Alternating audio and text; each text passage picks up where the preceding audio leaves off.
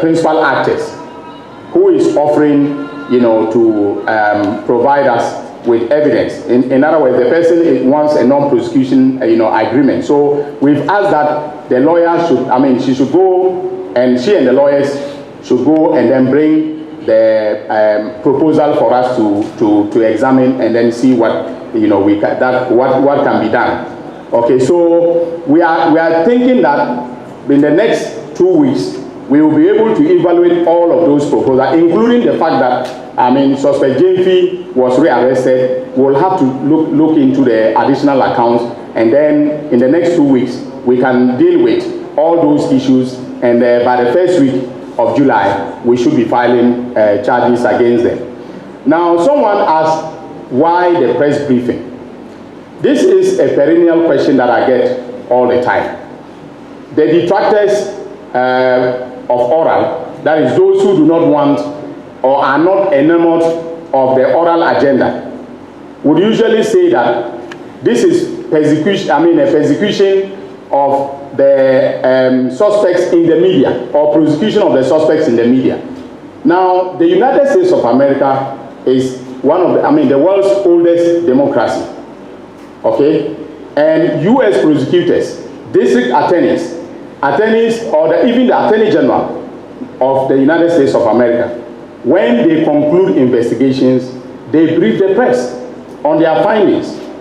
Sometimes they file the charges and come out of the courtroom to brief the press on the charges that have been filed. There is nothing absolutely wrong with this. So those who think that accounting to the people, if you look at the meaning of the word accountability simply means to explain one's actions. And so we have a duty to account to the people of this country. And so when I'm taking prosecutorial decisions, I need to account to the people of our country for the decisions that I take. So this is the whole essence of the exercise, and especially within the context of oral. We don't want any situation where we file charges and then we are being told that we have just decided to persecute people because of their political leanings. In all the press briefings that I have done, I have not mentioned or connected any political party to the actions of the people that I arrest and investigate. Okay, so the idea of doing this is not in order to make any political party look bad or any faction in our Ghanaian politics look bad. What we are doing is simply to account to the people of this country. And it doesn't matter how many times it is said, I will continue to account to the people of this country through the press briefings that the press engagements that we do from time to time. Then what are the criteria for an NPA? And then somebody asked, what is the difference between an NPA, that is a non-prosecution agreement, and a plea bargain? A non-prosecution agreement is an aspect of the plea bargain. A plea bargain is simply a negotiation between the prosecutor and a person suspected of the commission of a crime, okay, that may turn out to achieve a number of objectives. Okay, so sometimes you drop the charges in exchange for the payment of a fine or a penalty. Sometimes you drop the charges so that that person will serve as a witness, and because the person was proximate to the commission of the crime, they will have information that is compelling enough to prove your charges for you. All right, so we do plea bargaining, and one of the outcomes of a plea bargain may be an NPA, that is a non-prosecution agreement. Okay, so that means that when we sign the non-prosecution agreement, we usually would immunize that person, grant that person indemnity from prosecution on certain conditions, or sometimes unconditionally. Okay, so it is guided by some considerations in the context of the prosecution itself or the criminal justice system. And by the way, in Ghana we have the Plea Bargain Act, which is an amendment to Act 30 that allows the Attorney General to enter into a plea deal. And by the way, just by way of public information, I have never, okay, and I want to repeat that, I have never approach anybody who is under prosecution now or who will be prosecuted for a plea deal. I've seen on social media allegations that I charge someone and then subsequently I'm asking the person for a plea deal. I'm always in my office quietly and they send people to come to me and then seek, audience as to whether I am amenable to a plea deal. All right, and until such a time that we achieve the plea deal, we normally don't announce it, to the public. So that is what a bargain is, and then the NPA can be a result. That is, the non-prosecution agreement can be the result of plea negotiations. The last question was with respect to what His Excellency, the President, said regarding the freezing of assets. What we froze were their bank accounts. All right? What we froze were their bank accounts system and its vulnerability to manipulation. You are right about the fact that the IT system, from all that we have gathered, has been very, vulnerable and has been manipulated to foster the criminal enterprise that I am describing today. Now, the question whether the IT, the developer will be prosecuted is for me it's not a question that we should be asking. The reason is simply because it's a contractual, issue. Okay, so they have developed a system. If there are vulnerabilities in the system or it is deficient and it's not fit for purpose, that's a contractual issue, and we can take that up and then sue them because the system was not fit for purpose. Now, if in the course of that we discover, for instance, that they deliberately set it up to be manipulated in this manner, then we can say that they are accomplices. Okay, but in the current circumstances, the IT management personnel who were the ones who manipulated the system for purposes of fostering the criminal enterprise are the ones that we are concentrating on now. Then the timeline for prosecution. Well, I have my prosecutorial plan laid out, okay, and I'm keenly aware of what defense lawyers can do, okay. I was for many years a defense lawyer myself, so I know their tricks. All right, if you remember the famous Tagore case, I was the one who freed Tagore together with Kisi Ajabin from prison. So I know what to look for, what defense lawyers look for in any prosecution. If you picked up, thank you for the intelligence that you have picked up, that they say that they and their lawyers will frustrate me. I have plans in place to avoid frustration. Okay, I know what I am doing, and together with my able deputy, we will make sure that the people of this country, because if they frustrate me, they are frustrating the people of this country. And as one of the questioners, said, 548 million is a lot of money. In fact, the president is thinking of a Accra-Kumasi expressway that will make it possible for commuters to travel within an hour to Kumasi. That 548 million, in my estimation, could have built that expressway. So yes, it is a lot of money, and that is why we are going to take the prosecution really very seriously. Look, if you have had 8 million Ghana cedis lodged into your account from public funds, and you say you frustrate the prosecutor, how are you going to do that? Supposing he didn't know, that's a different matter altogether. Or if you have your companies and public monies are flowing through your companies, and you cannot tell the prosecutor why those monies were being transferred to your company and they were being used for private purposes, and you say you will frustrate the prosecutor, well, they should come with all the technicalities in the world. We are waiting for them. We are waiting for them in the courtroom. This is going to be a TV. Alfred asked my first question, which has to do with when I'm going to see them being charged.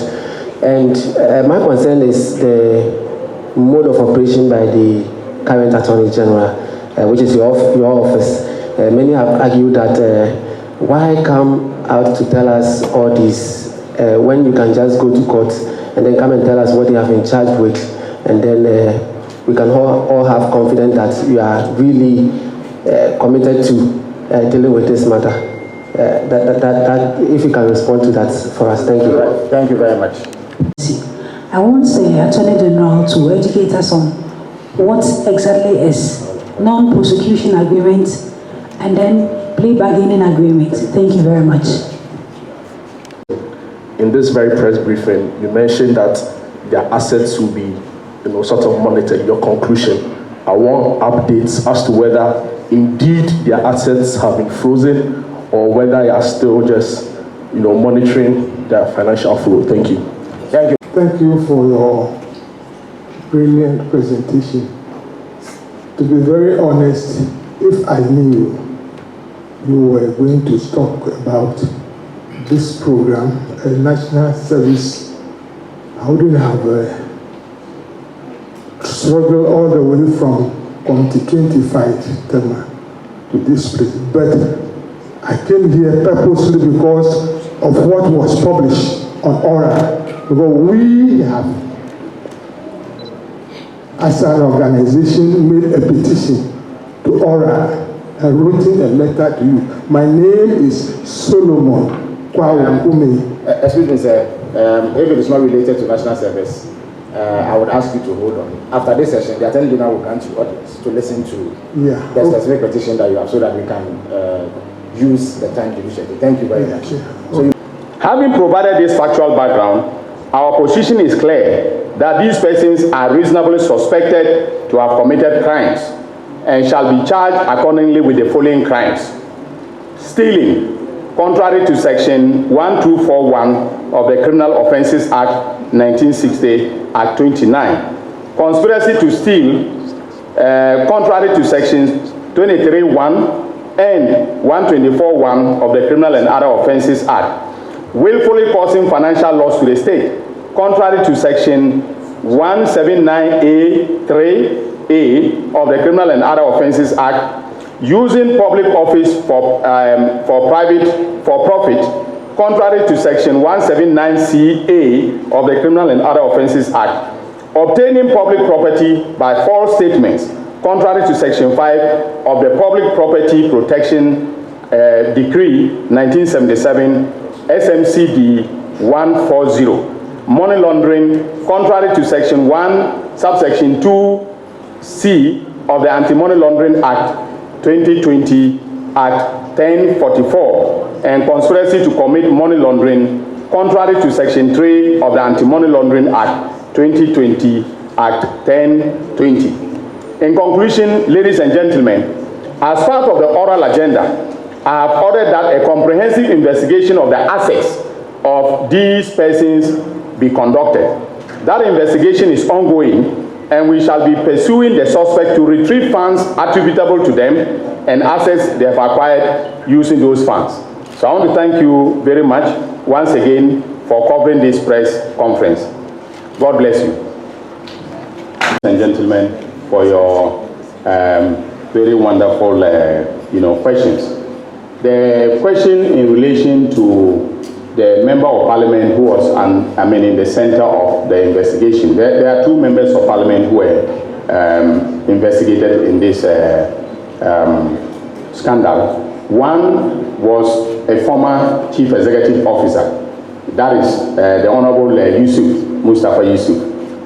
And so in his case, we basically had the evidence, relating to actions that he had taken as the executive officer, and then we interrogated him. In the case of the famous A+,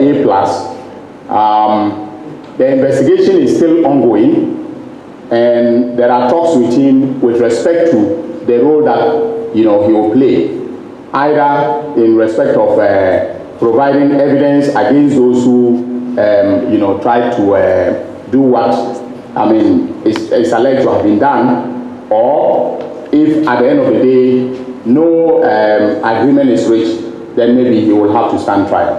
That is where we are with respect. So the investigations are ongoing. We haven't concluded with him yet. The investigators were supposed to go to Parliament and do the interrogation in Parliament. And at the last time that they made a request, they could not do the interrogation. Now, in terms of the timing of prosecution, there have been a number of developments that came in very late. So as late as yesterday in the evening, I met other assets such as houses, okay, apartment blocks, cars, and so on. Okay, those are the subject matter of the investigation that is taking place now. And as I said in the first, press conference, which was on the investigation, I said we normally do contemporaneous investigation of the crime, the criminal enterprise, as well as the asset recovery. All right.